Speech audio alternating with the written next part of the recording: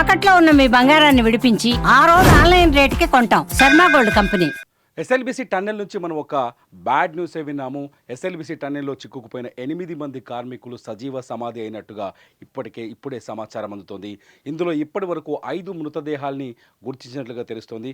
ఇప్పటికే జియోలాజికల్ సర్వేతో పాటు జీపీఆర్ సిస్టంతో పాటు ఆక్వా ఐ సిస్టంతో ఈ మృతదేహాల్ని ఎక్కడున్నాయో, మట్టిలో ఎక్కడ కూరుకుపోయాయో మార్క్ చేసినట్టుగా తెలుస్తోంది. ఆ మార్కింగ్ ఆధారంగా ఇప్పుడు టన్నెల్లో ఆపరేషన్ కొనసాగుతోంది, రెస్క్యూ ఆపరేషన్. కానీ ఈ రెస్క్యూ ఆపరేషన్లో ఎవరిని కాపాడలేని పరిస్థితి ఏర్పడింది.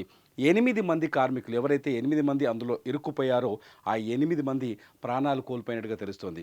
ఇరుక్కుపోయిన వాళ్ళు పంజాబ్, అట్లాగే రాజస్థాన్, అట్లాగే కాశ్మీర్కి చెందిన వాళ్ళు ఉన్నట్టుగా తెలుస్తుంది.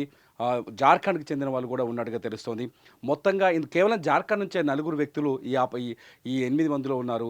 వాళ్ళ కుటుంబాలు ఎదురు చూస్తున్నారు. ప్రాణాలతో తిరిగి వస్తారన్న ఫ్యామిలీస్ ఎదురు చూస్తూ ఉన్నాయి. కానీ వాళ్ళందరికీ నిరాశ మిగిలింది. శనివారం సాయంత్రం మట్టి కూరుకుపోవడంతో టన్నెల్లో ఇన్లెట్ నుంచి, ఏదైతే ఎస్ఎల్బిసి ఇన్లెట్ ఉందో, మొదటి ప్రారంభ దశ నుంచి మొదలైన, అంటే దోమలపెంట దగ్గర, నాగర్ కర్నూలు జిల్లా అమరాబాద్ మండలం దోమలపెంట దగ్గర ఈ ఎస్ఎల్బిసి టన్నెల్ మొదటి విభాగం పనులు మొదలవుతున్నాయి. ఇందులో ఫిబ్రవరి 18వ తేదీ నుంచి వర్క్ రీస్టార్ట్ చేశారు. 22వ తారీఖున ఈ ప్రమాదం జరిగింది. ఈ ప్రమాదంలో కొంతమంది తప్పించుకొని బయటపడ్డారు. కానీ 8 మంది మట్టిలో ఇరుక్కుపోయారు. వాళ్ళపైన మట్టి పిల్లలు కూలిపోవడంతో ఒక్కసారిగా ప్రాణాలు కోల్పోయినట్టుగా తెలుస్తోంది. మట్టిలోనే సజీవ సమాధి అయినట్టుగా తెలుస్తోంది.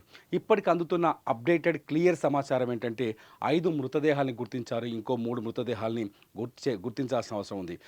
నిన్న మధ్యాహ్నం నుంచి ఈ ఆపరేషన్ మొదలైంది. నిన్న మధ్యాహ్నం నుంచి దాదాపు 57 మంది నిన్న మధ్యాహ్నం, ఇవాళ మొత్తంగా 100 మంది ఈ ఆపరేషన్లో పాల్గొన్నారు.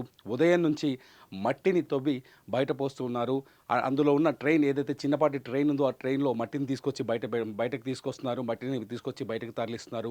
అట్లాగే పెద్ద 100 HP మోటార్లను పెట్టి వాటర్ని డ్రైన్ చేశారు. లోపల నీళ్లు లేకుండా చేశారు. ఆ పెద్ద పైపులు వేసి బయటకి నీళ్లు తోడి పోశారు. చివరికి మట్టిని తవ్వుతూ వెళ్తున్నారు. ఈ టైంలోనే మట్టిని తవ్వుతున్న సందర్భంలోనే ఆక్వా ఐ జీపీఆర్ సిస్టమ్ ద్వారా ఆ మృతదేహాలు, మనుషుల దేహాలు ఎక్కడున్నాయో, ఈ 8 మంది దేహాలు ఎక్కడున్నాయో గుర్తించినట్టుగా తెలుస్తోంది. ఇప్పటికైతే 5 మృతదేహాలని గుర్తించారు. మొత్తానికి కన్నీటి సమాచారాన్ని ఇచ్చారు. అందరూ గుండెలు బాదుకునే పరిస్థితి. అందరూ ప్రాణాలతో తిరిగి రావాలని, క్షేమంగా తిరిగి రావాలని 2 తెలుగు రాష్ట్రాలతో పాటు యావత్ దేశం వాళ్ళ గురించి ప్రార్థనలు చేసింది. వాళ్ళు ప్రాణాలతో బయటపడాలని ఆశించింది. కానీ అనుకోని ప్రమాదం 8 మంది ప్రాణాలని బలి తీసుకుంది. టన్నెల్లో మొత్తానికి 8 మంది దిక్కుతోచని స్థితిలో, శ్వాస ఆడని స్థితిలో మట్టిలో కూరుకుపోయి ప్రాణాలు కోల్పోయినట్టుగా తెలుస్తోంది. ఇప్పటివరకు రకరకాల సమాచారాలు వచ్చాయి. ఫోన్ రింగ్ అవుతుందని, ఫోన్లు మోగాయని. నిజానికి టన్నెల్లో బిఎస్ఎన్ఎల్ సిగ్నల్ ఉంది. బిఎస్ఎన్ఎల్ సిగ్నల్ ఆధారంగానే ఎన్డీఆర్ఎఫ్ బృందాలు కావచ్చు, లేకపోతే నేవీ బృందాలు కావచ్చు, లేకపోతే హైడ్రా వాళ్ళు కావచ్చు, కొత్తగా ఇవాళ సింగరేణి కార్మికులు, సింగరేణి నుంచి కూడా టీమ్స్ని తీసుకొచ్చారు. సింగరేణి టీమ్స్ కావచ్చు, బిఎస్ఎన్ఎల్ సిగ్నల్ ద్వారా లోపలికి వెళ్ళి అక్కడి నుంచి సమాచారం మార్పిడి చేస్తూ ఆపరేషన్ ముందు కొనసాగించారు. జియోలాజికల్ సర్వే కూడా చేయించారు. ఆ టన్నెల్ ఉన్న ప్రాంతంలో ఏ ప్రాంతంలో ఈ ప్రమాదం జరిగింది, అక్కడ ఏమైనా చేయొచ్చా అని కొంత ఆ సర్వే కూడా చేశారు. చివరికి ఆక్వా ఐ జీపీఆర్ వర్కౌట్ చేసినట్టు తెలుస్తుంది. GPR system, aqua I system ద్వారా డెడ్ బాడీస్ ఎక్కడున్నాయో గుర్తించినట్టుగా తెలుస్తుంది. ఇప్పటికైతే 5 డెడ్ బాడీలను గుర్తించడానికి తెలుస్తుంది. దాదాపు 100 మీటర్ల మేర మట్టి కూరుకుపోయింది. ఆ 100 మీటర్ల మేర మట్టి వెనక్కి వచ్చేసి టీబీఎం, ఏదైతే టన్నెల్ బోరింగ్ మిషన్ ఉందో ఆ మిషన్ కూడా అందులో సగం వరకు ఇరుక్కుపోయింది. ఆ మిషన్ని రకరకాల కట్టర్లను తీసుకొచ్చి, పెద్ద కట్టర్లను తీసుకొచ్చి ఆ మిషన్ని కట్ చేశారు. కట్ చేసిన తర్వాత చివరి వరకు వెళ్ళారు. మట్టిలో ఏదైతే 13.85 కిలోమీటర్ల దగ్గర టన్నెల్ ప్రమాదం జరిగిందో ఆ ప్రమాదంలో చివరి వరకు ఎన్డీఆర్ఎఫ్ బృందాలు వెళ్ళాయి. అక్కడ మట్టిని తొలగించాయి. శ్రమిస్తున్నారు, నిర్విరామంగా శ్రమిస్తూ ఈ ఆపరేషన్ని కొనసాగిస్తున్నారు. కానీ వాళ్ళు ఆశించిన ఫలితం రాలేదు. ఎవరు ఊహించని విధంగానే దాదాపు అంటే 2-3 రోజుల క్రితం నుంచే ఆశలు వదులుకున్నట్టుగా కనిపించింది. శనివారం రోజు ఇన్సిడెంట్ జరగడం, ఇవాళ మళ్ళీ దాదాపు 7 డేస్ అవుతుంది.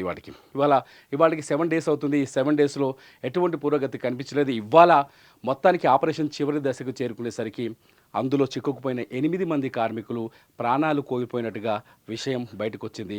ఇప్పుడే ఒక 5 డెడ్ బాడీస్ను గుర్తించారు. మిగతా 3 డెడ్ బాడీస్ని గుర్తించాల్సిన అవసరం ఉంది.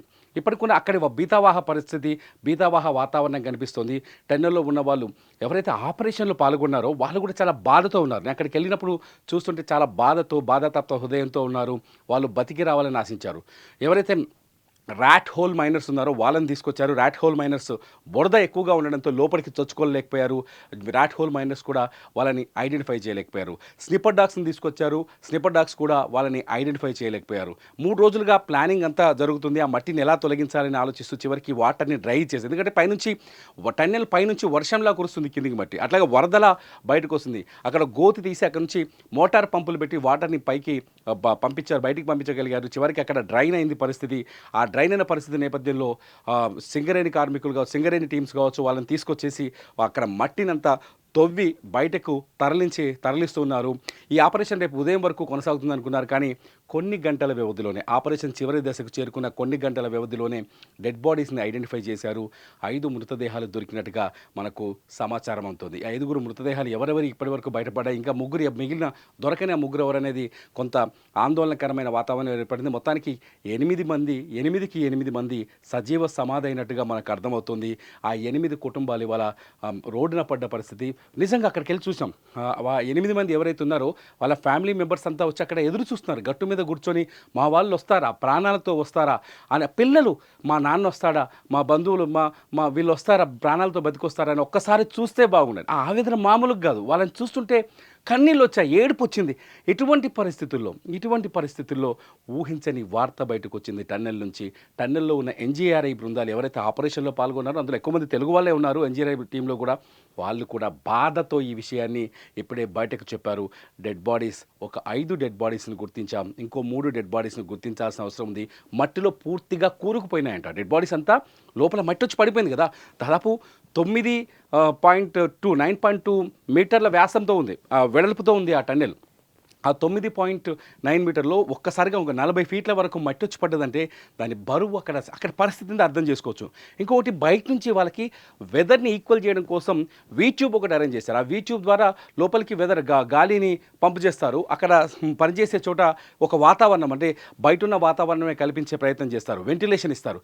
కానీ ఆ పైప్ కూడా పగిలిపోయి విరిగిపోయింది. దాన్ని మళ్ళీ కొంత సెటరైట్ చేసినప్పటికీ కూడా వాళ్ళని కాపాడలేకపోయారు. వాళ్ళకి శ్వాస అందించడానికి కానీ రకరకాల ప్రయత్నాలు చేశారు, అన్ని రకాల ప్రయత్నాలు చేశారు. ఏ ప్రయత్నము ఫలించలేదు. ఆ మిషన్ టీఎంపీ ఏదైతే టీబీఎం ఉందో, టన్నెల్ బోరింగ్ మిషన్లో వాళ్ళు ఉంటారేమో, అందులో ఉంటే ప్రాణాలతో బయటపడతారేమో. గతంలో వయనాడులో చాలామంది మట్టి పొరల కింద పైకి చేతులు పెట్టి ఉండి కొంతమంది ప్రాణాలతో బయటపడ్డారు. అటువంటి సిచ్యువేషన్ ఇక్కడ జరుగుతుందేమని అందరూ ఆశించారు. కానీ ఊహించని వార్త ఇది, ఖచ్చితంగా మరణ వార్త. ఈ మరణ వార్తే మనకు తెలిసింది. ఇందులో 8 మంది సజీవంగా సమాధి అయిపోయినట్టుగా తెలుస్తోంది. మిగతా 3 మృతదేహాల కోసం వెతకడం తప్ప ఇంకా వేరే ఆశ ఏమీ కనిపించట్లేదు. 8 మంది ఇప్పటికైతే సజీవ సమాధి అయ్యారని తెలుస్తుంది. 5 మృతదేహాల్ని సిస్టమ్ ద్వారా, ఏదైతే ఆక్వా ఐ సిస్టమ్ ఉందో ఆ సిస్టమ్ ద్వారా, జీపీఆర్ సిస్టమ్ ద్వారా గుర్తించారు. ఆ 5 మృతదేహాల్ని తొలుత బయటకు తీసే ప్రయత్నం చేయబోతున్నారు. అక్కడ ఒక్కసారిగా కన్నీటి వాతావరణం ఏర్పడింది, బీతావాహ వాతావరణం ఏర్పడింది.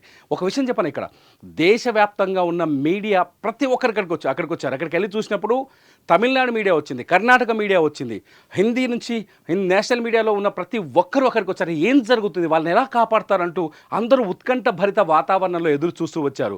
జేపీ గ్రూప్ అధినేత వచ్చారు, అక్కడ పరిస్థితిని దగ్గరుండి పరిశీలించారు. వాళ్ళు బతికితే చాలు, వాళ్ళు బతకాలి, వాళ్ళు ప్రాణాలతో బయటపడాలని అందరూ ఆశించారు. కానీ ఎవరి ఆశ ఫలించలేదు, ఎవరి ప్రార్థన ఫలించలేదు. టన్నెల్లో 8 మంది సజీవ సమాధి అయినట్టుగా మనకు అర్థమవుతుంది.